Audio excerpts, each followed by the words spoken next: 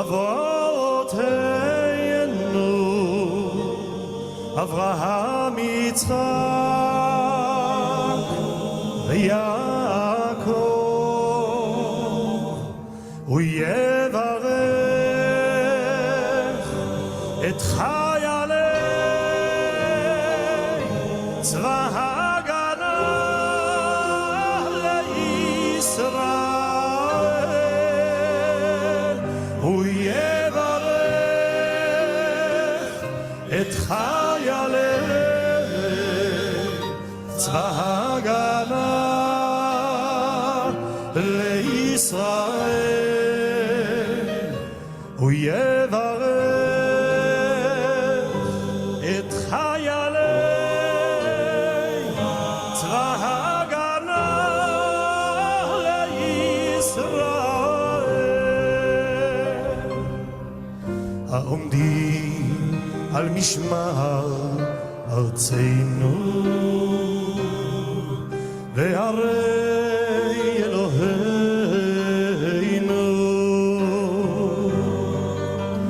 מן הלבנון ועד מדבר מצרים, ומן הים הגדול עד לבוא הערבה,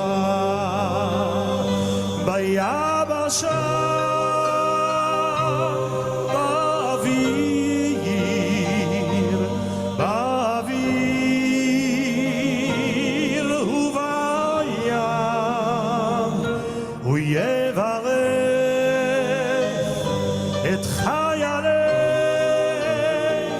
צבא ההגנה לישראל, הוא יברך את חיילי צבא ההגנה לישראל, הוא יברך את חיילי צבא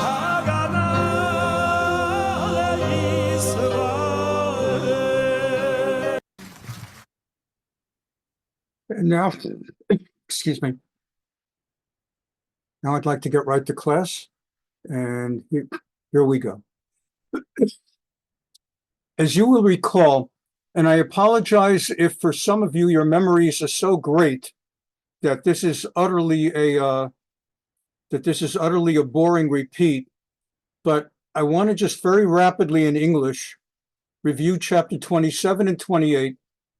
Get us back into a momentum. We've had so many times that we've had to take class off calendar because of the different things. So here we go. Chapter 27, I'm going to read in English. I'm going to skip the Hebrew so we can get a lot of coverage. And again, it's a refresher for everyone. And for some of you brand new, and for others, I hope it won't be boring hearing it for a few moments. King Saul, Shaul HaMelech, was trying to kill King David. David was not yet a king. He's a harp player, married to Michal, Saul's daughter, but Saul took the wife away, his daughter away, and gave Michal to Palti ben Laish. So David has two other wives, Abigail and Achinoam, and he's being pursued, and he's got 600 men in his private army to protect him. David said, excuse me. David said to himself, someday I'm going to perish at the hands of Shaul. The best thing for me is to flee to the land of the Philistines. Remember the layout again of the land. Here's the land of Israel. It's not yet broken into two countries, Kingdom of Israel, Kingdom of Judah. It's still one whole country. The civil war has not taken place and will not take place for a long time yet. So here's Israel. Here is what today is the Gaza Strip. And this is where the Philistines were. That's what Goliath of Gath came from there. And on the other side, you have Aram, which today is Syria, Damascus, Ammon, and Moab, which today is Jordan. In fact, notice Ammon. What's the name of the capital city of Jordan? Amman. and Edom. These were the biblical kingdoms to the east of Israel. This is the Jordan River. Everything to the west of the Jordan River belongs to the Jews. From the river to the sea, Palestine, which is the same as Israel, will be free and was free.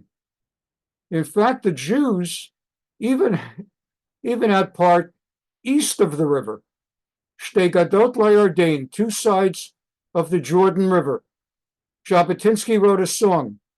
There are two sides, two banks of the Jordan River. This one's ours, and so is that. It was that way during the biblical period. East of the Jordan, the East Bank, not just the so-called West Bank.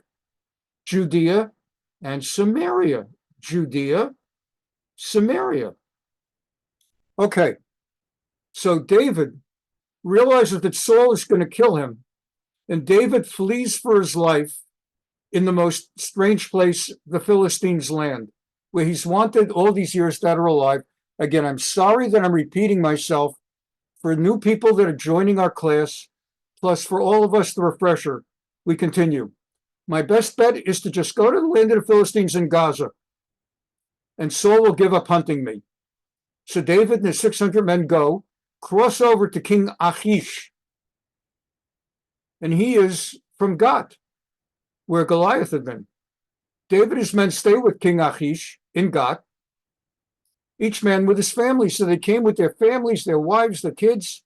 David with his two wives, Achinoam and Abigail. And when Saul was told that David left to go into Gath, he stopped pursuing him. Why? Because once again, this is Saul's kingdom, and Saul doesn't want to mess with the Philistines, as we're going to see shortly enough. Saul doesn't want, he's afraid of war with the Philistines. And so he doesn't go. And so for a snapshot, here's within Israel, I was just showing you, here's the River Jordan, and this is the Dead Sea, Yam HaMelach. This is the Sea of Galilee, or the Kinneret, the Jordan.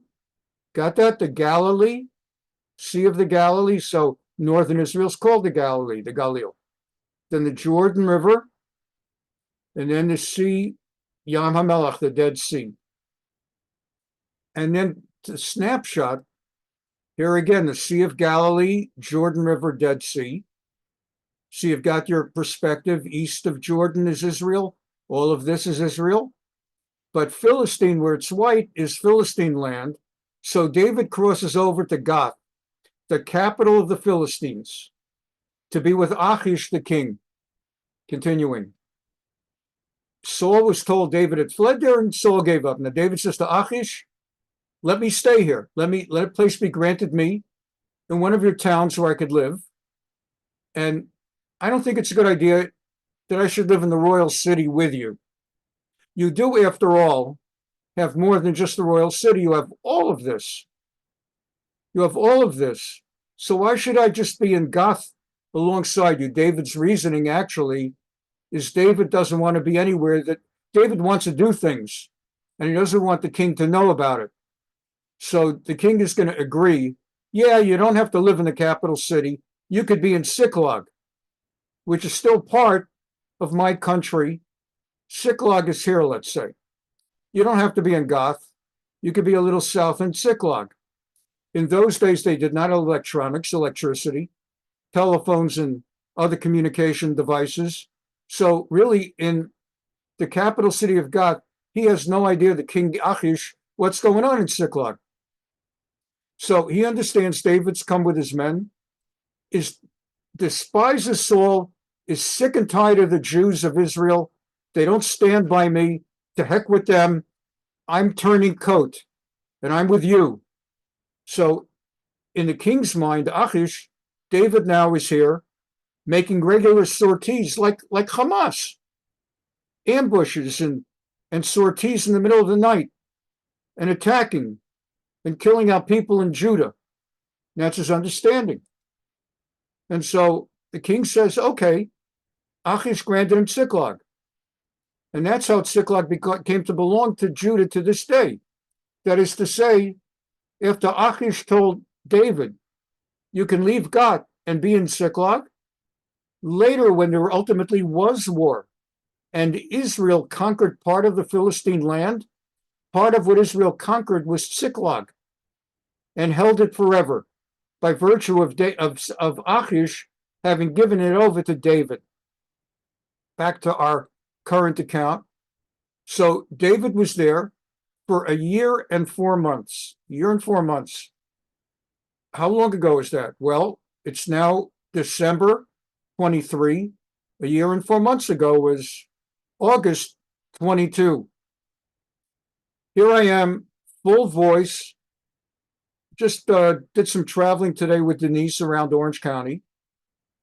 1 year and 4 months ago, I was still in Cedar Sinai, waiting for them to discharge me after holding me 4 months for the transplant. And I was coming out unable to speak. I couldn't get any sound out. One of my vocal cords was paralyzed, and I was in a wheelchair. So that's what a year and 4 months is. That's a long time. Ask yourself, where was I? Where were you? August 22, July 22. So David was there a year and 4 months. It's a long time. And what was he doing? During his year and 4 months, he spent the time with his men raiding the non-Jews like the Amalekites, the Geshurites. He was raiding the non-Jews and taking their flocks, herds, their animals, their clothing, their money, and he left no man or woman alive, so that none would come back to King Achish and tell him, do you know what David's doing? So David is here, and he's attacking like here. He's not attacking the Jews in Judah, Yehuda, Judea. He's attacking here. And he's killing people. And he's taking their goods, their animals, their everything. Achish doesn't know. And Achish says to him, David comes up to report once every 3 months just to check in. And so Achish would ask, what have you been up to? What have you been raiding? And David would say, oh, I've been raiding the Negev. The word Negev in modern Israel means the south. Southern Israel is the Negev. This is the Negev, actually a little bit below our picture. In modern day Israel, you have the Galilee, the Galil in the north. You have what's known as the coastal plain, Ra'anana, Herzliya, Kfar Saba. You have Samaria, what the Arabs call the West Bank. You have Yehuda, Judea, Jerusalem, Hebron, Beit Lechem. You have Gaza. You have different parts of Israel. So the Negev is the south. That's where Beersheba is. It's actually kind of where Hamas attacked. Why is it called Negev? The Hebrew word for dry is minagev. To dry your hands with a towel is liminagev. And nagev is to dry, the verb to dry. And the Negev is dry. It's a desert. So they call it the Negev. And it's always been known as the Negev. So David tells King Achish, what have I been doing? I've been raiding and killing Jews in the Negev, Judea. Here's Yehuda, and I've been attacking their south, just like what Hamas did. Because their government is up north, and they don't really keep an eye on what's going on here. It's always been a problem in the south. Goes back to David. So Achish was happy. Good. You came with your 600 men. You despise Israel, and you're killing Jews. What more could I ask for?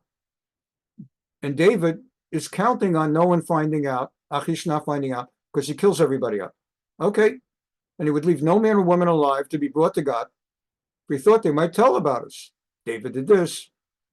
Such was his practice as long as he stayed in the territory of the Philistines. Achish trusted David. He thought he has aroused the wrath of his own people, Israel, and so he will be mine forever.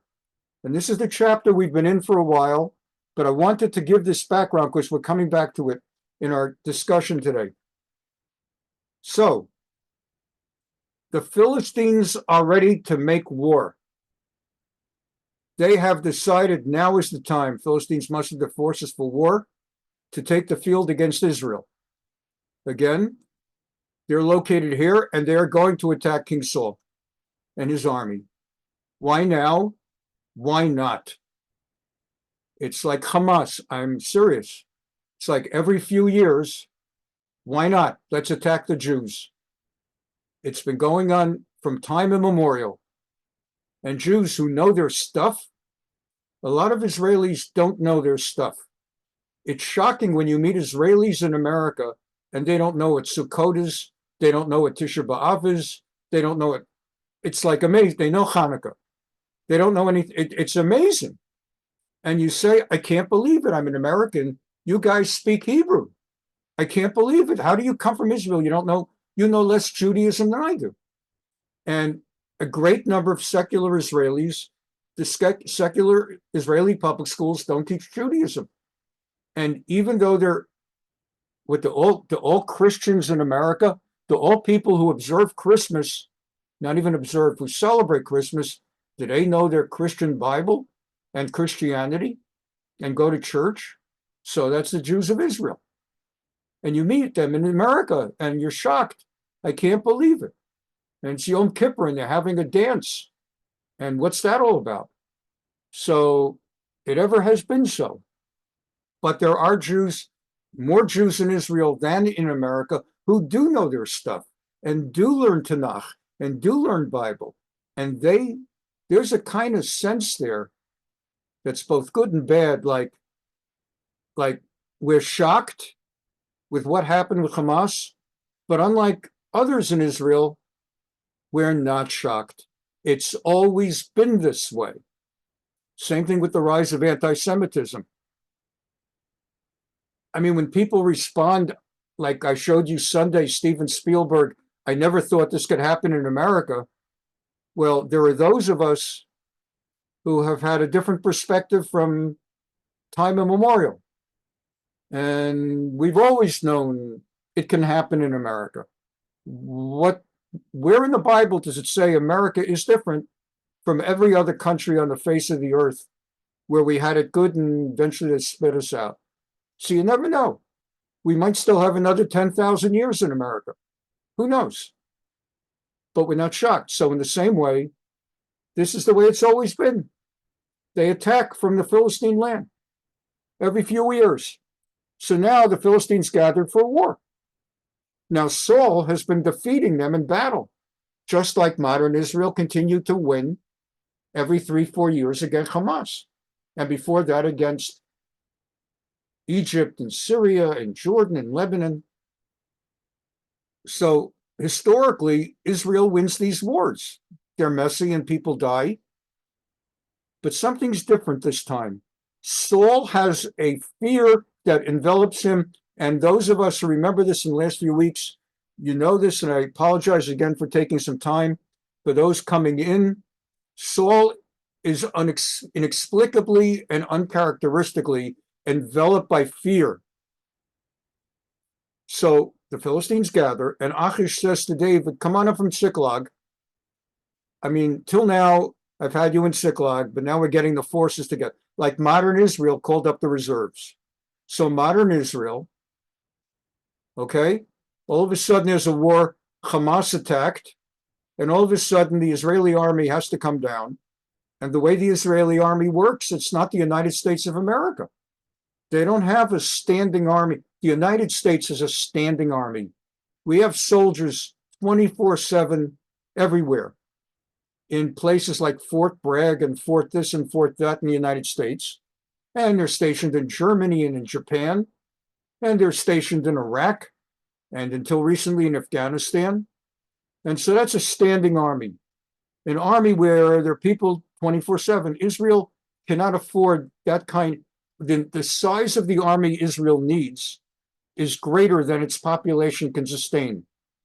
So Israel has an enormous number of men on reserve, miluim, with the understanding, God forbid, if there's a full war, you will come to supplement the standing army. And yeah, the farms suddenly are going to be empty. people are not going to be available to work the farmland. That's why we saw one Sunday about the cowboys from Montana who came to Israel to volunteer to work the farms. Well, the farmers suddenly were called up on reserves. So they're coming from all over. We've got reservists from the Galilee, reservists from the coastal plain. Everybody's been called down. So here what you have is that suddenly there's war. And Achish is saying to David in the same way, get up from Ziklag, come up to Gath, we're going to war. And David's in an iffy position because he's presenting himself as a traitor against Israel, interested in wiping out Saul and, frankly, all the Jews because they've turned their back on me. But in fact, he's a patriot to Jew. He's a Jewish patriot. And until now, Achish does not know what's going on. He thinks David's been in the south with the 600 men wiping out Jews in the Negev of Israel when he's been wiping out Amalekites. And David does not want to go to battle, but he doesn't want to say so. He says, without saying, I will go to battle against the Jews, he says, you surely know what your servant will do. What's going through his mind is your servant is not going to war against Israel. But he doesn't say, he doesn't want to lie if he doesn't have to. In that case, Achish says, I'm making you my number one, my personal bodyguard. Oy, oy. Meanwhile, the prophet Samuel had died. And again, many of you learned it, so we're going quickly, but we're touching it for everybody. Shmuel died, and that's so important. All of Israel mourned for him. He was buried in Ramah, and Saul had made it illegal, separate subject, for diviners who bring up ghosts to operate. And we've seen, I won't do it now, but the Torah says it's forbidden by pain of death for a person to raise up ghosts. Not that they can, but for a person to present themselves to the public as capable of raising up ghosts and fortune tellers. It's forbidden in Judaism. We talked about it at great length, so we're not going to do it now. So Saul had, as king of Israel, imposing Jewish law, had made it forbidden to raise up ghosts or to present yourself, because no one can raise up ghosts. Okay. Philistines mustered and marched to Shunem and encamped, and Saul so how do they say it in Hebrew? Shunem. And Saul gathered at Gilboa. So what does this mean? So here's Gath, here's the Philistines, and they march into Israel to Shunem, and Saul's at Gilboa. So Shunem is here, and Mount Gilboa is just south of it on this map. Okay, so they actually march into the land of Israel, and they're not stopped. And they're now near the Galilee at Shunem. Saul at Mount Gilboa looks down. And when Saul saw the Philistines, his heart uncharacteristically trembled with fear. And I want to take a moment now. I haven't done this before, so it's a little bit different this time. Why does what happened at that mountain? And I wanted to take out 5 minutes or 4 minutes, a scene from a movie that was an Academy Award winner in 1960, Stanley Kubrick's Spartacus, starring Kirk Douglas and Laurence Olivier and Tony Curtis. Actually, his real name was Bernie Schwartz, literally. Changed his name to Tony Curtis. Nobody should know. Nobody should know he's Jewish. Never. And then he married, what's her name? Mrs. Curtis. What's her name? The famous one who got killed in Psycho. Oh, Janet Leigh. Yeah. Anyway, I want to share this scene. What could it possibly have been that Saul saw that would have made him that terrified?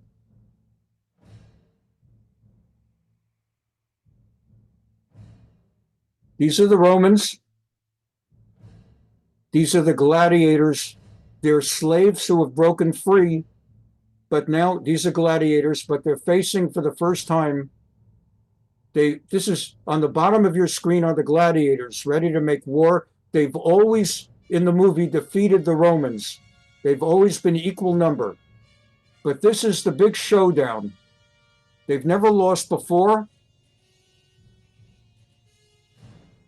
Spartacus, the leader of the gladiators, and he's looking at what they are about to encounter this time. And towards the top of your screen is the Roman army. Imagine instead of Kirk Douglas and Spartacus, it's King Saul. And instead of Romans, it's Philistines.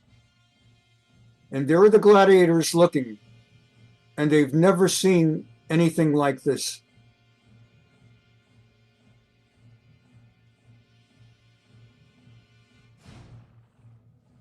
Again, that's the gladiator. I'm going to stop talking so that you better can appreciate the drama.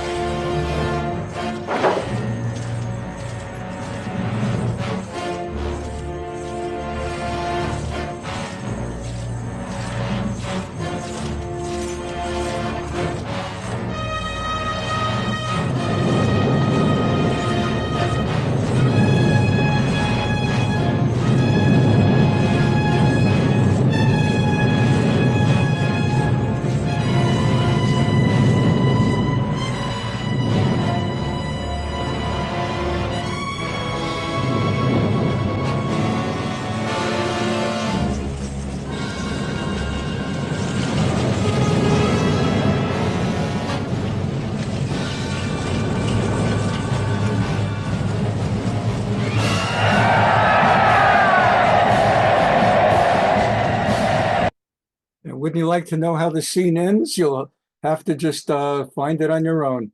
But all those years of watching movies paid off.